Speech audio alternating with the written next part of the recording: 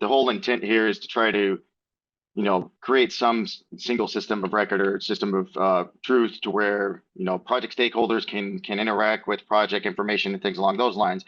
And what's nice about that is, pictures and the way that Matterport captures existing site conditions is not only do you have the picture, but you have the ability to kind of capture some measurements and things along those lines. So we know is throughout the course of construction, there are things that are identified, whether they warrant an RFI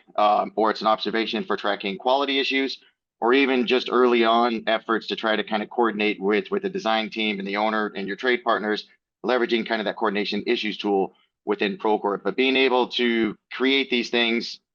within Matterport, sync it up to Procore,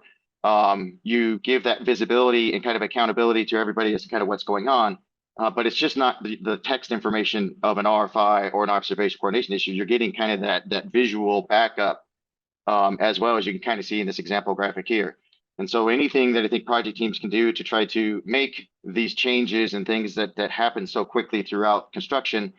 to be able to give them a little better visual context, if you will, as to exactly what the issue is or what kind of was leading up to the current issue, and having that kind of history there is extremely valuable. It helps people make decisions much quicker, gives them, arms them with the information they need to make those decisions. And being able to kind of connect these platforms together is, at the end of the day, it's just going to hopefully make the project run that much smoother.